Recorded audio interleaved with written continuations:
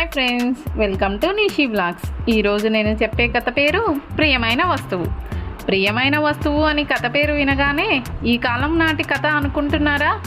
కాదండోయ్, ఇది అక్బర్ బీర్బల్ నాటి కాలం నాటి కథ.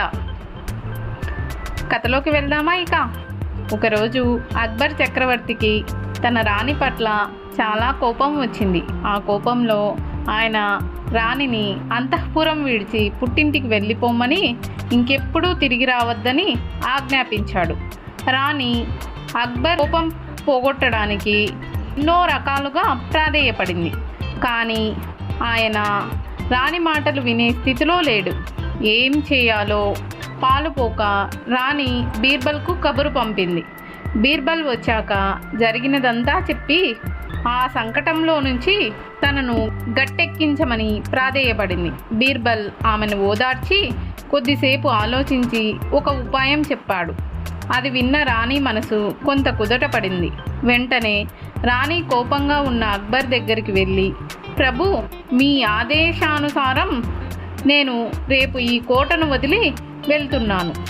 ప్రభువుల వారు అనుమతిస్తే నాకు ప్రియమైంది నాతో తీసుకెళ్లాలనుకుంటున్నాను అని వినయంగా చెప్పింది. ఈ కోట నుండి నీకేం కావాలో అది తీసుకెళ్ళు అని జవాబిచ్చాడు అక్బర్. ఆ మరునాడు రాణి తన ప్రయాణానికి సిద్ధం అయ్యింది.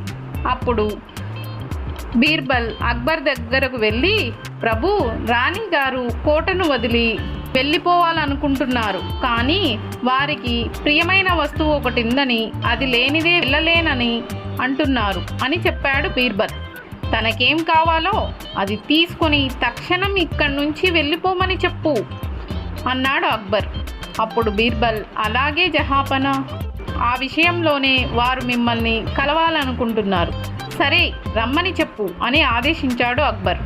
రాణి సరాసరి అక్బర్ ముందు నిలబడి, ప్రభు, మీరు నా ప్రియమైన వస్తువు నాతో తీసుకెళ్ళవచ్చని అనుమతిచ్చారు. మీరు నాతో కలిసి మా పుట్టింటికి రమ్మని మిమ్మల్ని ప్రార్థిస్తున్నాను.